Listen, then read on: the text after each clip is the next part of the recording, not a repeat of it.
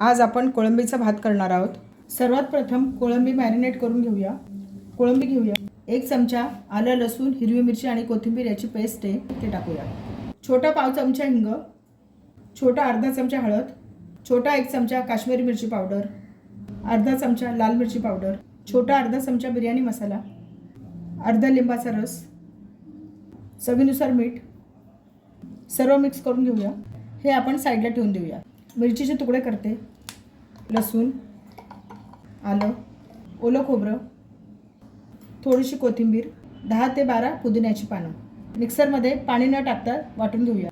पाणी न टाकता मिक्सरमध्ये जाडसर वाटून घेतले। 2 वाट्या बासमती तांदूळ घेतलेत, त्याच्यामध्ये पाणी टाकते।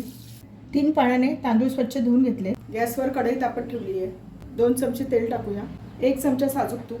हे सर्व खडे मसाले आपण याच्यात टाकूया। छोटा 1 चमचा शहाजिरं, छोटा 1 चमचा बडीशोप। मसाले हलकेसे परतले गेले आहे। 3 मध्यम आकाराचे कांदे उभे पातळ कापून घेतले ते टाकूया। कांदा गुलाबी सर होत आलाय, याच्यामध्ये कापून घेतलेला टोमॅटो टाकूया। कांदा आणि टोमॅटो छान परतले गेले।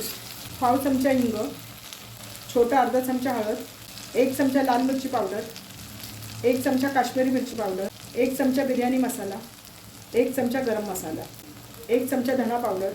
सर्व मसाले 1 मिनिटभर परतून घेऊया। मसाले छान परतले गेलेत। याच्यामध्ये वाटून घेतलेले वाटण टाकूया। सर्व छान परतून घेतले। याच्यामध्ये मॅरिनेट केलेली कोळंबी टाकूया। सर्व मिक्स करून घेऊया। याच्यावर झाकण ठेवते। मीडियम गॅसवर 4 ते 5 मिनिटाची वाफ काढून घेऊया। 4 ते 5 मिनिटं झाली आहे। झाकण काढून बघूया।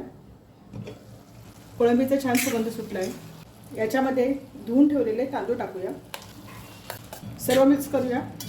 कोळंबी भात करण्यासाठी आपण 2 वाट्या बासमती तांदूळ घेतले, त्यासाठी 4 वाट्या पाणी मी गरम करून घेतले ते टाकूया। याच्यामध्ये गरम पाणीच टाकायचं। चवीनुसार मीठ टाकूया। थोडीशी बारीक चिरलेली कोथिंबीर, 1 चमचा साजूक तूप। सर्व मिक्स करून घेऊया। भातामधलं पाणी पूर्ण आटलेलं आहे। गॅस मी कमी केला आहे। याच्यावर झाकण ठेवते। मंद गॅसवर 4 ते 5 मिनिटं भात शिजवून घेऊया। 5 मिनिटं झाली आहे। झाकण काढून बघूया। भाताला छान वाफ आली आहे। भाताचा छान सुगंध सुटला आहे।